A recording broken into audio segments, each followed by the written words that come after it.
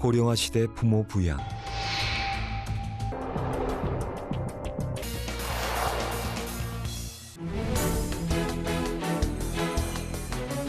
다큐 시선 3년의 기록. 한눈에 딱 봐도 20대로 보이는 이 청년. 막노동 잡부 경력 6개월째라는 김재성 씨입니다. 특별한 기술 없이 공사장에서 허드렛 일을 하는 이들을 잡부라고 하는데요. 재성 군, 막노동 힘들지 않나요? 뭐가 제일 힘들어요? 추운 게 제일 힘들어요. 솔직히 힘은 그닥. 아침 8시부터 2017년 3월 17일 저성장 시대에 살고 있는 청년들의 삶의 단면을 보여주는 청년 일용직 잡부를 시작으로 다큐 시선이 첫 방송을 했더랬죠. 그리고 지난 3년간 택시기사, 집배원, 소방관, 경비원 등 늘 우리 곁에 있어 딱히 고마운 줄 몰랐던 공기 같은 직업군을 소개했습니다. 모두가 잠든 사이에도 자신의 일을 묵묵히 해내고 있는 그들은 경비원입니다. 국밥, 한식, 돈가스, 선제국 먹고요.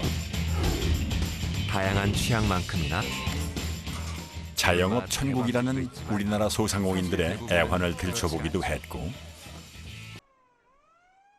우리 경제의 근간을 이루는 기반 산업의 실태도 들여다보았습니다.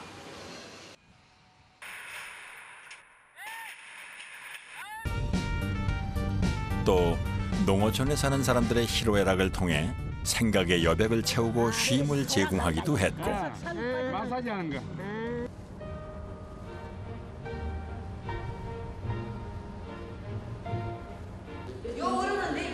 100세 시대를 살아가는 노인 세대의 이야기와 청년 세대의 이야기를 담아 공감하고 소통하며 세대 간의 간극을 좁히려는 노력을 아끼지 않았습니다. 라는 말을 할 수 있기 때문이라고.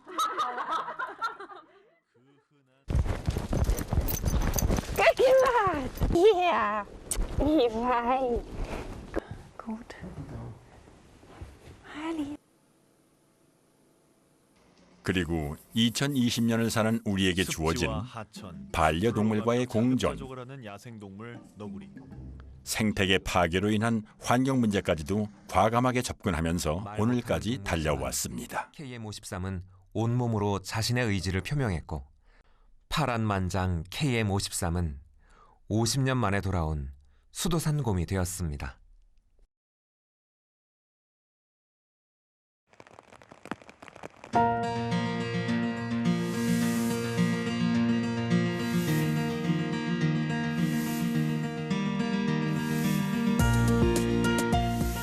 방송을 보고 응원과 칭찬을 해주신 시청자들에게 용기를 얻고 때론 따끔한 질책을 하신 분의 의견을 담아 열정을 쏟아 제작해온 다큐 시선 3년간의 이야기를 해보려고 합니다.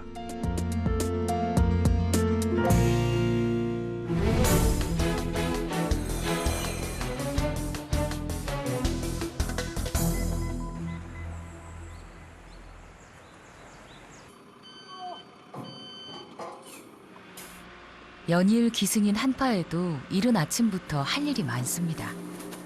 경력 15년 차의 베테랑 경비원인 김서연 씨에게도 오늘은 고된 하루입니다. 분리수거가 제일 힘들죠. 제일 힘들죠. 평생은 뭐 하면서 이것을 추가를 하기 때문에.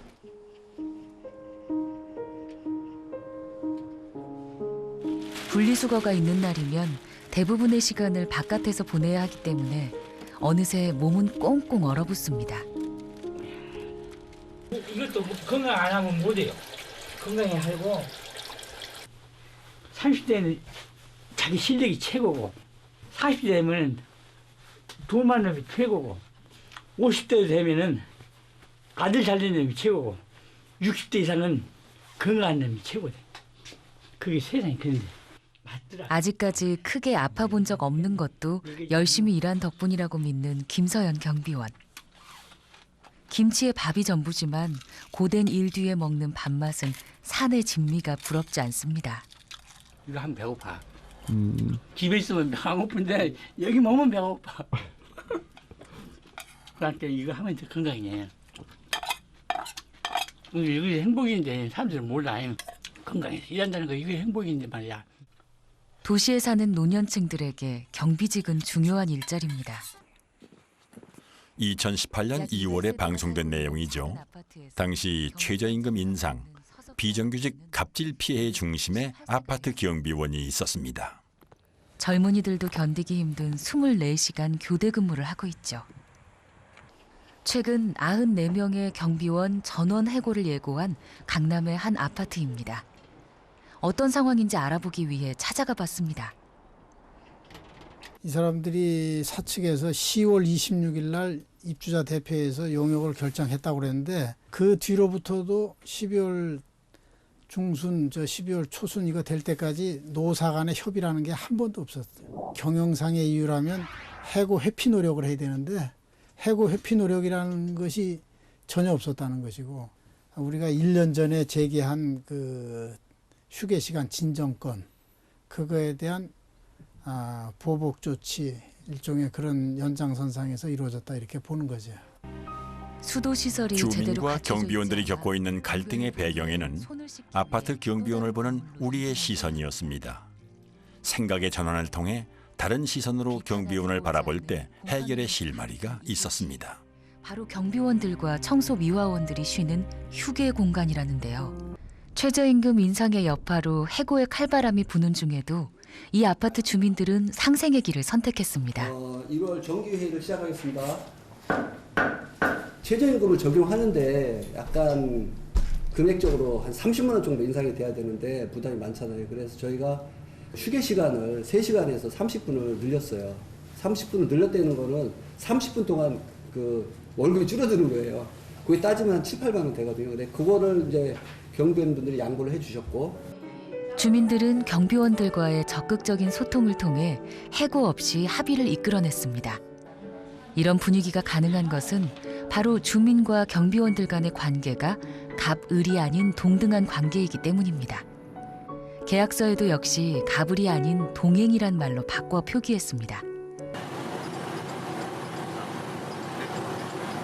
항상 괜찮죠. 내가 가는 앞길을. 덤프트럭 기사인 김영진 씨와 다큐 시선이 인연을 맺은 건 약 1년 6개월 전입니다. 일 다시 시작하신 지는 얼마나 되셨어요? 제가 이 회사에 들어온 거는 6월 1일부터 시작했거든요. 이제 전에 아르바이트로 한 2달 정도 하고요. 어떠세요, 이거? 재밌어요, 그냥. 전에는 짜증이 나고 했는데 끝나면 무조건 힘들어. 이 소리가 저절로 나는데 요즘은 뭐 힘들다는 소리가 나고 오늘도 하루가 이렇게 또 즐겁게 지났구나 이런 생각이 먼저 듭니다. 신났네. 난 저거 새벽에 샀어. 좀 위에 애들하고 같이 놀으라고. 술병만 보면 막 열이 확 받치는 게 하잖아. 신경질이 확 나죠. 진짜 왜 그래 좀. 어머니 눈치가 보이지만 술을 안 마실 수는 없습니다. 이 세상이 다 있잖아. 술 먹는 사람은 사람으로 취급을 안 해. 알코올 의존증 환자가 전국적으로 한 100만 명 된대. 그 중에 한 명이라고. 술 때문에 직장도 가정도 다 잃었습니다. 70이 넘는 어머니가 일을 해 겨우겨우 생활을 이어가고 있습니다. 우리는 얼마나 환장하겠어요. 예? 그냥 아침에 눈 딱 뜨면은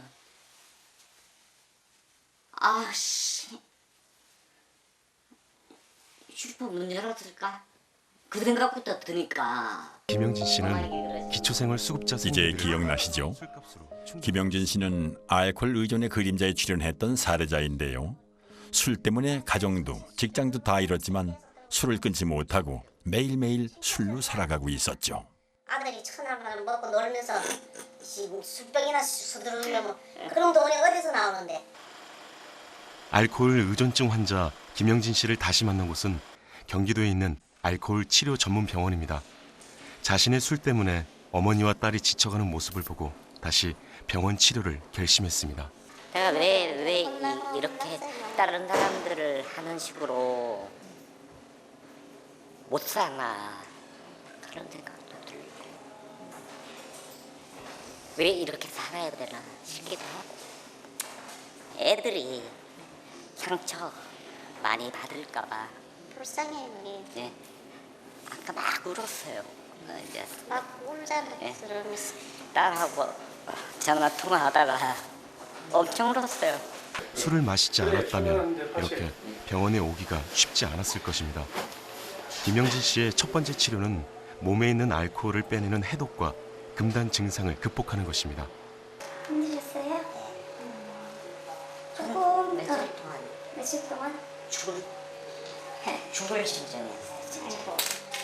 좀 편안하게 좀 쉬고 싶다. 계속 막 이제 술에 시달림 당하고 주변 잔소리에 시달림 당하고 하다 보니까 그냥 편안하다는 생각만 들어요. 3개월간 병원 치료를 받은 김영진 씨는 단주에 성공했습니다. 술 드셨을 때하고 지금은 좀 어때요? 지금은 훨씬 생활이 훨씬 윤택하죠. 뭐부터 시작해서 금전적인 문제부터 시작해서 모든 삶의 질이 아주 완전히 바뀌었어요. 사람들을 보는 시선도 틀려지고 예전에는 차주들이 일을 내보내면 불안해서 못 살았대요. 혹시 다들 눈치채셨지요? 방송 당시에는 알코올 의존증이라는 것이 부끄러워 얼굴을 가렸는데 지금은 완전히 드러냈습니다.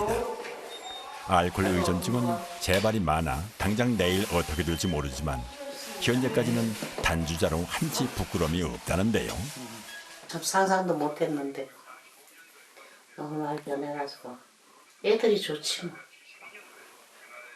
술병이 없어 일단은 집에. 우리 집에 술병 있는데. 술병이 없어. 우리 집에 술병 있는데. 우리 집에는 없어 그거.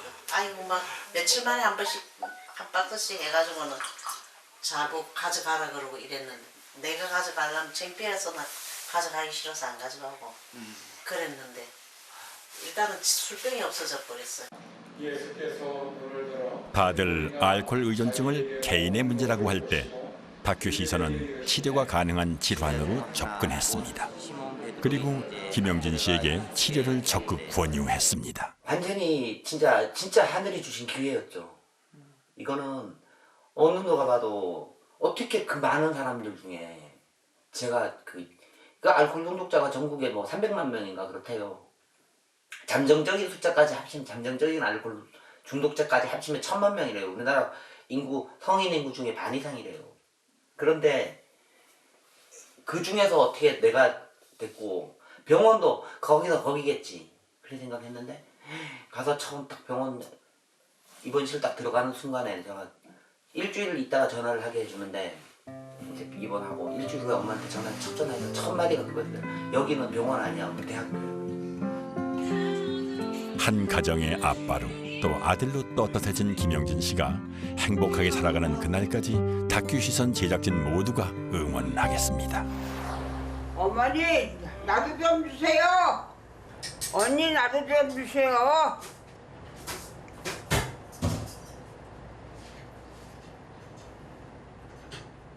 밥 좀 빨리 주시오. 네. 앞치마 잘 먹겠습니다. 잣죽에 직접 담근 간장게장.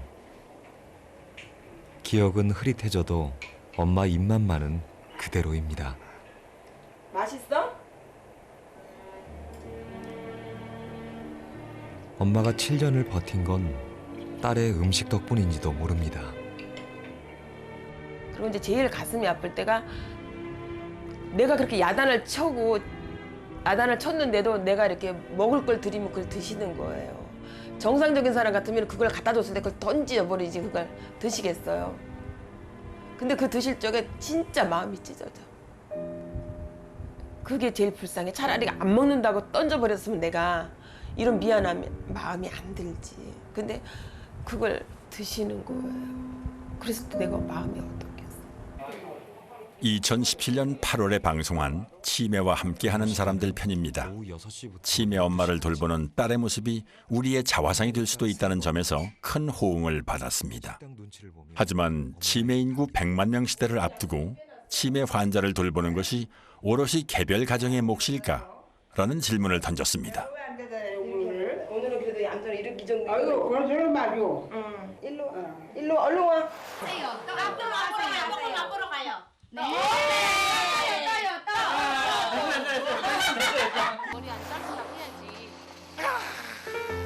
분을 못 참아 그만. 다문화 가정, 장애인 가정 등 사회적 약자의 이야기를 영상으로 표현하는 데는 분명 한계가 있었습니다.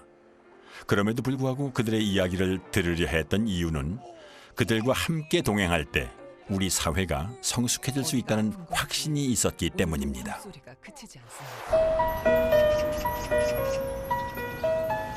다큐 시선을 보시면서 여러분은 어떠셨나요?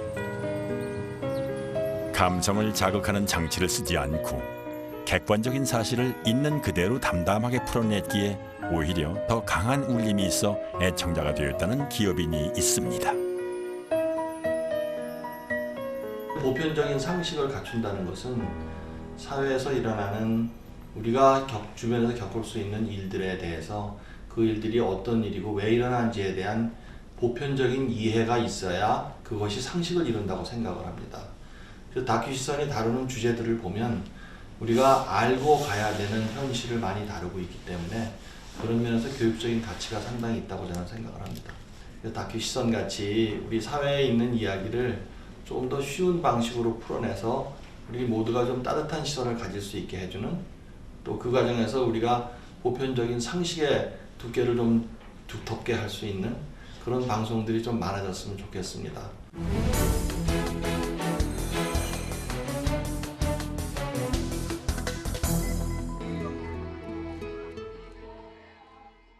아하, 이건 제가 나레이션을 했던 방송이네요.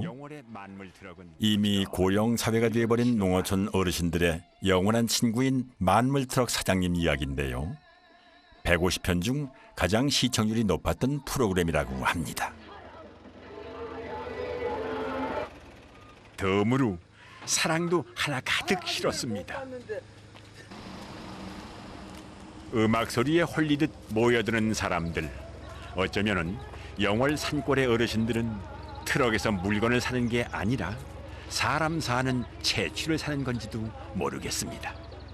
내인데 그래 이제 팔아주려고 그래 뭐 2시간씩 1시간씩 기다리는 분들이 있을 때 내가 이제 뭐 눈물 나. 거짓말이 아니야.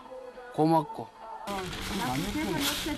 베테랑답게 명당의 자리를 잡으면 금세 사람들이 모여듭니다. 그래 이 촌에는 한 사람 사면 너도나도 산다고. 사고 많은 사람 하면 빨리 이렇다고 말해. 참 뭐 없는 거이 없네. 근데 만물처럼게.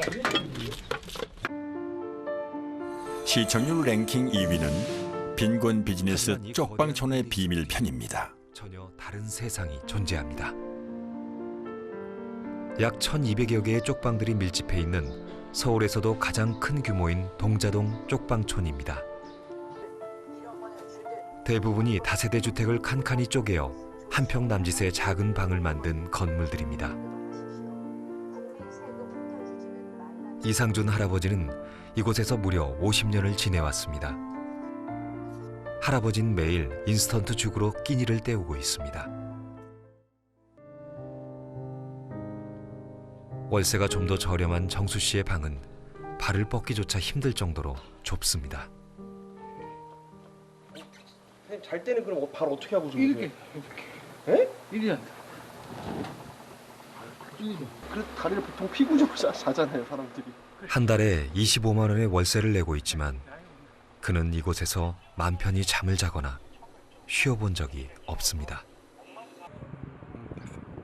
좀처럼 모습을 드러내지 않는 집주인들. 그렇다면 그들은 어디에 살고 있는 걸까요? 인근 부동산을 찾아가 봤습니다. 거의 안 사시겠죠?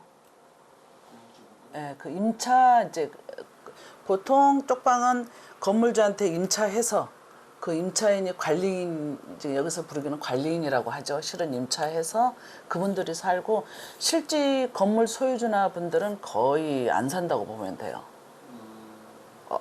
거의 안 살죠. 살 환경이 안 되잖아요.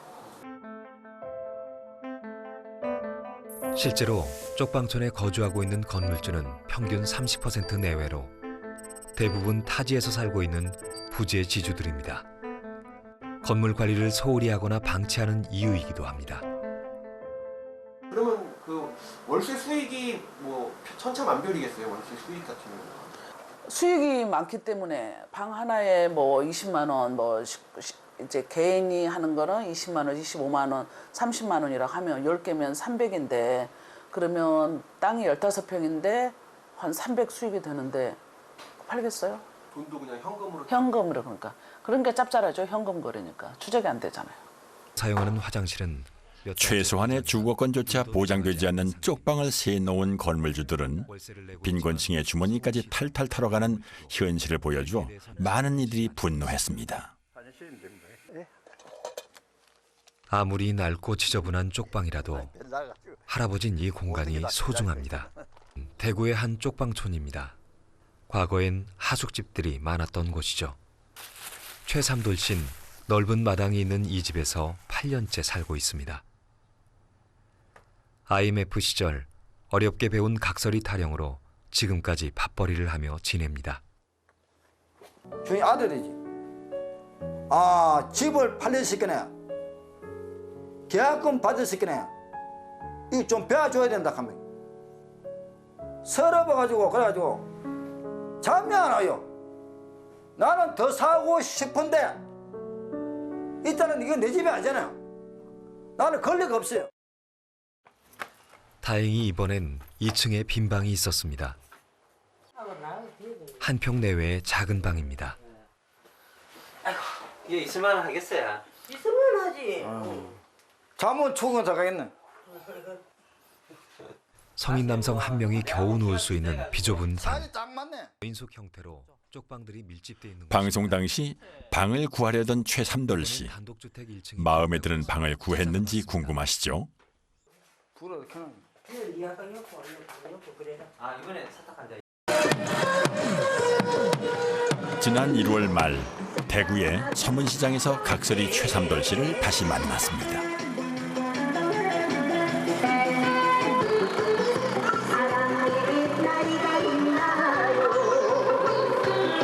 고운 설빔을 입었다는 것만 달라졌지 여전했습니다. 상인들은 매일 봐서 지겨울 만도 한데 어제도 오늘도 하루도 거르지 않고 와서 자판을 벌리고 각설이 공연을 하는 최삼돌 씨의 영원한 팬이었습니다. 아이고 도나스였습니다. 도나스. 보통 도나스. 진짜 많이 해봤습니다. 시장에 파는 거. 경기가 안 좋아 요즘 장사가 시원치 않다는데요. 이날은 대략 만족하는 분위기였습니다. 근데 잠깐 했잖아요. 잠깐에 21,000원 팔았어. 21,000원 팔았네. 많이 팔았네. 21,000원. 자, 최삼돌 씨가 새로 이사한 집입니다. 두어 평 남짓한 방에 작은 부엌이 딸린 단칸방인데요. 애초에 바람대로 리어카를 놓을 수 있는 작은 마당이 있지만 성에 차지 않는 모양입니다.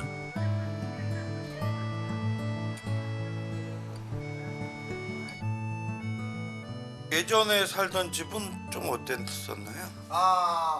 집이 넓었습니다. 넓어 참 좋았습니다. 막 구름마다 맘대로 막 밀고 들어가는데 여기는 좁아요. 밀어나면 대문에 막 밭이요. 운전 잘해야 돼요. 운전 잘못해보면 여기 밭이요. 그 넓어라 집이 넓어라 쑥 들어가가 막 끝나고 막 나갈 때도 숨고 나가는데 여기는 운전 잘해야 돼. 운전 잘못해보면 여기 정말 팔다치요. 여기 대문이 좁아요. 또 그다음에 골목도 좁고. 근데 그렇게 이제 살기가 힘이 됩니다. 1년 365일 비가 오나 눈이 오나 아침에는 폐지 줍고 낮에는 각설이 타령을 하면서 누구보다 성실하게 살고 있지만 마음에 드는 방 한 칸 마련할 수 없는 현실이 안타까운데요. 더 슬픈 현실은 가지지 못한 이들의 쌈짓돈이 가진 자들의 주머니를 채운다는 겁니다. 4,000원. 100kg. 아주 맥주 와봤어.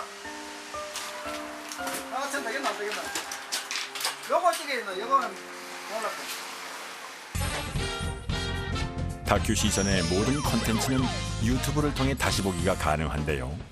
이 사이트에서 무려 144만 회 조회를 기록한 영상은 1회 방송된 청년 일용직 잡부입니다. 반면 다큐 시선 홈페이지 다시 보기에서는 2018년 7월에 방송된 장애아동의 엄마로 산다는 건 편이 최고 조회를 기록했습니다. 하루에도 몇 번씩 온몸으로 들어서 옮깁니다. 으쌰. 엉덩이 딱 이쁘게. 2019년은 대한민국 정부 수립 100주년이 되는 해였죠. 교육, 미술, 음악계의 친일 잔재를 찾아내 알리는 신년 기획 우리 곁에 친일 잔재 3부작을 방송했는데요. 이 프로그램은 이달의 PD상을 수상하는 쾌거를 이루었습니다. 즐기며 살아가고 있습니다. 역사를 잊은 민족은 미래가 없기에 다큐 시선은 왜곡된 역사를 바로잡는 일에도 소홀하지 않았습니다.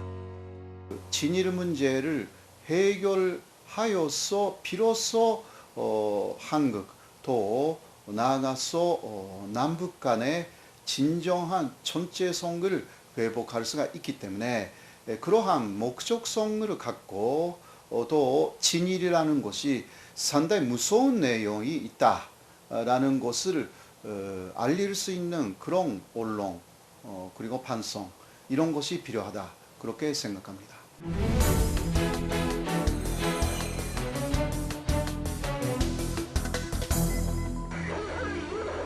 우리 사회는 오랫동안 풀지 못한 숙제가 많습니다.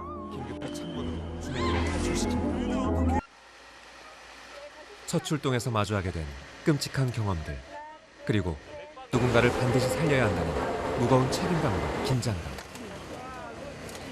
또 살리지 못했다는 죄책감과 미안함은 소방관의 운명처럼 따라다닙니다. 이런 경험들은 자신도 모르는 사이 그 어떤 현장이라도 한 걸음에 달려나가는 소방대원들. 그들은 충격적 사건의 기억들도 시간이 지나면 해결된다고 믿고 있습니다. 하지만 극한의 경험들을 제대로 풀어내지 못하면 그것은 스스로 헤어나오기 힘든 고통의 늪이 됩니다. 수많은 위험 상황과 늘 직면해야 하는 소방대원들. 그러나 그들에게 지급되는 위험 수당은 월 6만 원이 전부입니다. 지방직 공무원인 소방관의 처우는 지자체마다 달랐습니다. 소방장갑과 방호복이 부족하고 트라우마에 시달리고 있는 현실을 소방관 영웅의 트라우마 편을 통해 알렸습니다.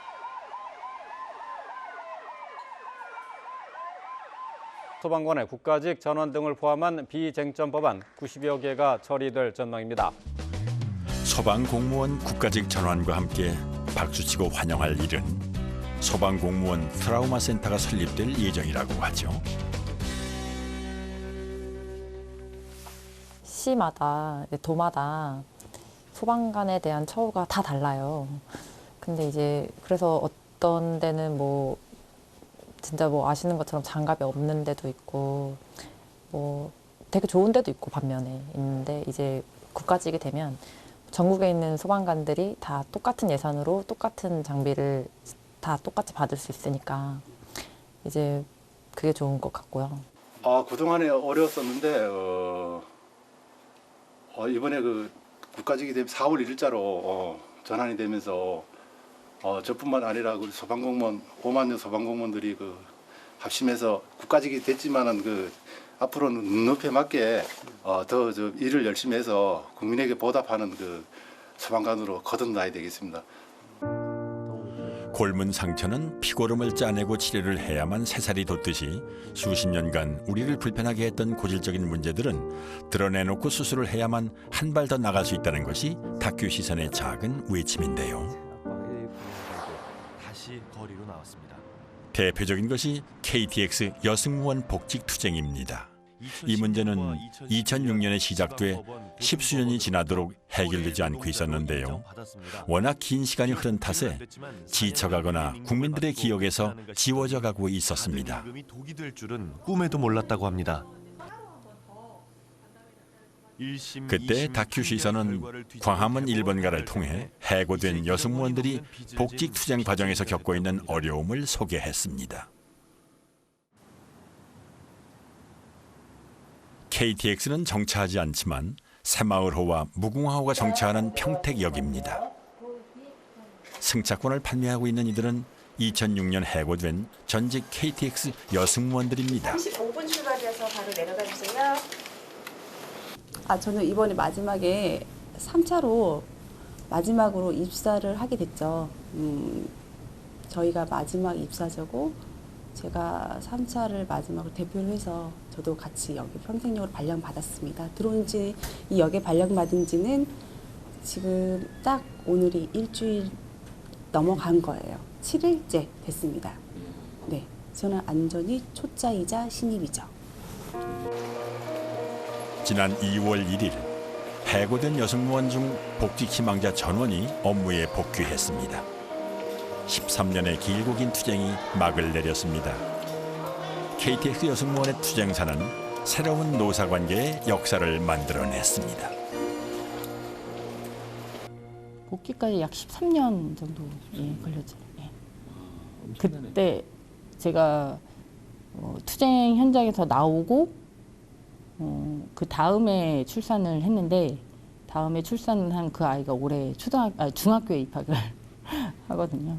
저희 가족들이나 제 주변에 있는 분들도 잘 이해는 못하세요. 그런 일 당하면 그냥 에이 똥 밟았어 그러고 등 돌리면 그만 아닌가라고 얘기를 많이 하시는데 그냥 단순히 똥 밟았어가 아니었거든요. 저희는 거짓말쟁이가 됐잖아요. 그래 되게 지금도 그런 얘기를 종종 듣지만 그냥 떼쓰는 사람들. 그러니까 그냥 저희 복직을 바라보는 눈이 누군가에게는 불편할 수도 있고 누군가에게는 뭐 정당하다고 생각될 수 있고 그건 개인의 차이가 있는 거니까 그런 부분까지는 두고라도 어쨌든 사회 문제 하나가 뭐 해결의 실마리를 풀고 있다. 뭐 어쨌든 첫 단추가 끼워졌다라는 의미에서는 뭐 저희 복직 자체도 그 나름의 그런 의의가 있지 않나. 맞아. 우리 사회의 아픈 손가락 하나가 치유된 셈이지만 아직 풀어야 할 숙제가 있습니다. 이들이 해고될 당시에는 승무원이었는데 복직된 지금은 영무원입니다. 나한테 계속 상처였을 것 같아. 그러니까 나는 이 복직하는 준비하면서 복직 선택해서 복직까지 한 게 약간 치유의 과정이었던 것 같아요. 약간 심리 상담 받는. 직접 고용의 저희 원직이 승무직이었잖아요. 근데 승무직으로 저희가 복직을 한 건 아니었고 그래서 복직을 했을 때에도 조건이 만약에 승무 사업 자체가 철도에서 직접 운영을 하게 되면 저희한테 지금은 영무로 복귀를 하지만 이제 승무직을 원하는 분들한테는 승무직으로 갈 수 있게끔 문을 열어두겠다라는 게 본 조건이었어요. 그래서 직접 고용은 됐지만 승무직으로의 직접 고용은 아니기 때문에 반이죠, 반. 계속 직장 생활하고 저녁에 오면 이제 피곤해서 아이랑 자고 다음날 아침에 또 일찍 일어나서 이 생활이 계속 반복이 되잖아요. 근데 쉴 수가 없는 거죠. 아이랑 놀아줘야 되니까. 그런 부분이 많이 힘들었어요.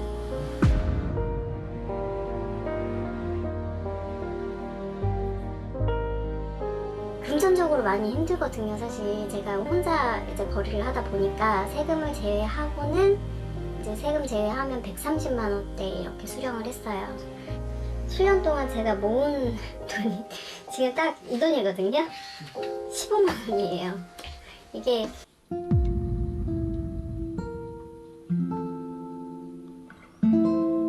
제가 양육비 때문에 찾아간 적이 있었거든요. 찾아간 이유 중에 하나가 아이가 이제 병원에서 소견을 받았기 때문에 치료를 받게 하고 싶어서 이제 양육비라도 달라라고 얘기를 한 거였는데 자기가 살기 힘들다고 그러고 나서 연락을 아예 안 하고 아이도 보겠다는 얘기도 없고. 학교에서 뭐 가족들의 특징 같은 거 적을 때 아빠는 잘 모르니까 그럴 때마다 아빠 생각해 적구나. 그러니까 아빠가 그럴 때마다 자꾸 보고 싶고. 연락해본 적도 있어? 따로? 최근에 아빠한테 문자 보냈는데 답장. 10명 중에 7명은 양육비를 지급하지 않는 우리 사회. 2019년 4월 양육비 왜 안 주십니까? 편을 통해 양육비 미지급 문제를 들여다보았습니다. 양육비를 고의로 주지 않는 부모들의 신상을 공개했다가 명예훼손 혐의로 재판에 넘겨진 배드파더스 운영진에게 무죄가 선고됐습니다. 방송한 지 약 1년이 지난 2020년 1월 기분 좋은 소식이 들려왔습니다. 양육비는 아동의 생명권으로 양육비를 안 주는 부모의 신상을 공개해도 된다고 판결이 났습니다. 양육비 미지급 문제를 해결하는 작은 단초가 마련된 셈이죠.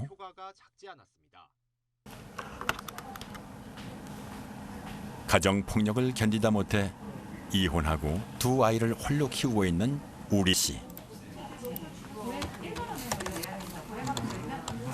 제가 병원에서도 근무를 해봤는데 애가 막 예를 들어 독감이라던가 이런 거 걸리면은 쓸 수가 없거든요. 눈치도 보이고.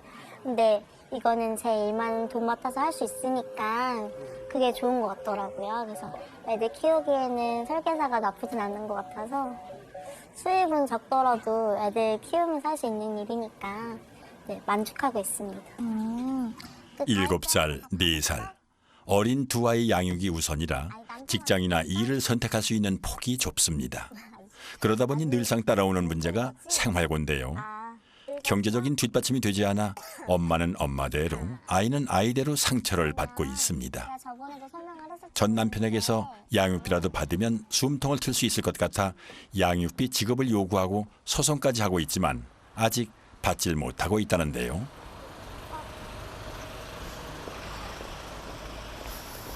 양육비는 어떻게? 양육비는 지금 총 애가 지금 올해 8살인데 6번 정도 받은 거 말고는 현재 받은 게 전혀 없어요. 얼마죠?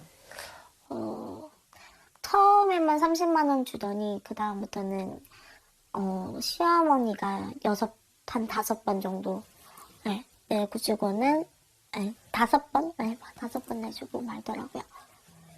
그럼 애기 8살 때까지 한 150만 원 정도를 받으신 거예요? 아니죠. 한 70만 원 정도? 그 정도 받았어요. 30만 원 받고. 네. 양육비를 안 주는 부모의 신상을 공개해도 죄가 되지 않는다는 판결이 있지만 비양육자가 양육비를 안 주면 받아낼 방법이 없습니다. 법 따로 현실 따로 참 답답한 노릇인데요. 자기 자신은 줄 생각이 전혀 없어요. 줘야겠다는 것도 모르겠다고 하더라고요. 어떻게 좀 해결해 나가실 생각이세요? 일단은 제가 할 수 있는 모든 것을 다 할 생각이에요. 지금 뭐 가압류라던가 채권 추심이라던가 동산 가압류라던가 뭐 통장 가압류라던가 뭐 할 수 있는 것들은 그냥 다 할 생각이에요. 소송도 불사하고 지금 소송만 지금 5년째인데 판결문이 나와도 제가 말씀드리다시피 판결문이 나오고 조정문서가 나와도 이렇다하게 지켜라 뭐 판사님이 직권으로 뭐 이거 돈 이만큼 내라 하고 해도 벌금만 내고 안 지켜지더라고요. 그래서 이런 법 같은 경우에는 좀 바뀌었으면 좋겠다고 생각이 듭니다. 좀 더 큰 목소리를 내야 할까요?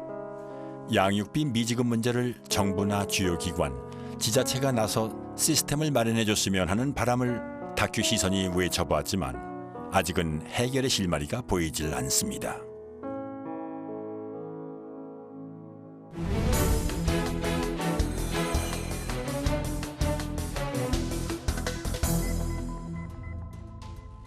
세상이 달라지면서 새롭게 등장하는 사회 문제가 있습니다.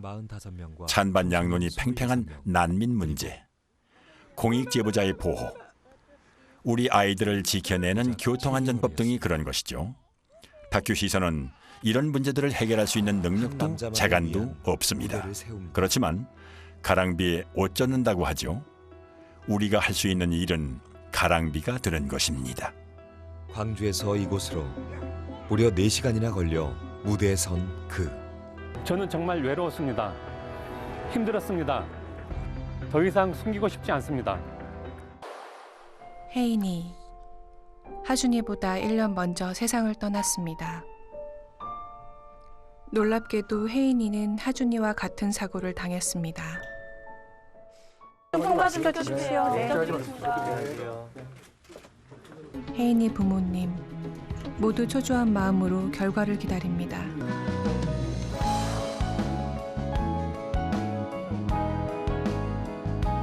보자마자 눈물부터 났죠. 같이 촬영을 해주셨던 분들이 아까도 말씀드렸다시피 저희가 분노할 때 옆에서 같이 분노를 하셨고, 저희가 눈물을 흘리면서 슬퍼할 때 저희 옆에서 같이 부둥켜 안고 울어주시기도 했었고, 보통 이제 저처럼 일반적인 사람들이 알고 있기로는 EBS라는 방송국 자체가 딱 생각하면 그냥 교육방송부터 딱 떠오르잖아요.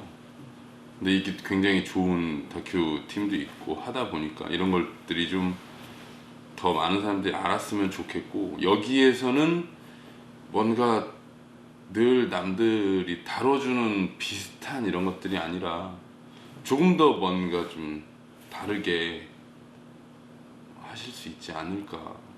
너무 감사드리고 앞으로도 항상 좋은 일들만 있으시길 바라겠습니다.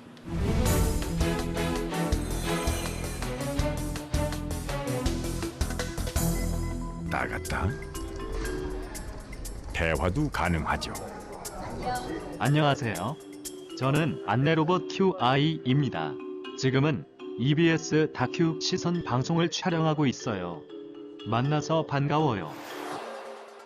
공상과학 만화에서나 등장했던 인공지능 로봇. 드론이 우리 곁으로 바짝 다가왔습니다. 흔히들 4차 산업혁명이라고 부르죠. 다큐 시선은 4차 산업혁명이 가져올 세상의 변화를 미리 예측하고 준비하는 퍼스트 무버의 역할도 했습니다. 按摩棒，然后在这里，你这样的话，你在你的眼霜、你眼睛这块揉的时候呢，你就不要拿手涂了，这个真的是特别的细腻。之后给你5分钟的时间，我在咖啡厅。现在要给大家描口红了，我现在涂的口红原价128，给大家69，5分钟哦。5分钟就开始了，先拍下来，大家能看到下边的黄色的。估计有点难，我直接是拿口红，这个是迷上的，性价比特别高。冬天这个时候呢，我们就是要珊瑚红，好看吗？这个东西特别的滋润，它是润唇膏，就是让你把它当成润唇膏。5、4、3、2、1。 온라인 마케팅, 전자상거래 교육이 가파르게 성장하는 요즘 열려라 플랫폼, 평범해서 팔린다 인플루언서 마케팅 편을 통해서 이커머스 산업도 들여다보았습니다.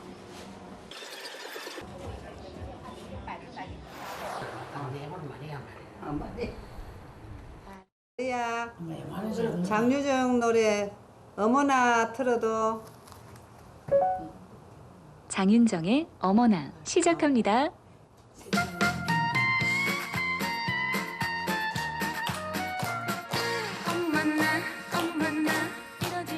오호. 디지털 시대의 큰 과제 중에 하나는 디지털 격차를 해소하는 것인데요. 노인을 위한 나라는 있다 편에서는 디지털 소외계층인 노인 세대들이 쉽고 재미있게 디지털을 접할 수 있는 다양한 방법도 제시했습니다. 어디야? 결작인데. 만약에 온실가스 감축을 하지 않고 현재와 같이 배출을 한다면 2100년도 기온은 거의 4도씨를 육박하게 되는. 이거는 분명히 마지막에 파멸로 끝날 수밖에 없는 상황입니다. 폭염이 재난이 된 건 하루 이틀 일도 남의 나라 먼 이야기도 아니죠. 한 90% 이상은 얼추 폐사가 된 것 같아요. 습도 안 맞고 날 덥고 벌레한테 최고 아닙니까? 하고 농사 못 짓겠어 아주. 폭염이다, 어떤 재해다, 큰 피해를 받는 분들이 취약계층이죠. 근데 그분들은 피해를 보지 못하기 때문에 더 문제라는 거죠. 1도시의 폭염, 플라스틱 없이 살아보기 등 다양한 주제로 전 세계가 함께 풀어야 할 환경 이야기를 지속 가능하고 친환경적인 대안과 함께 제시했습니다. 우리 곁에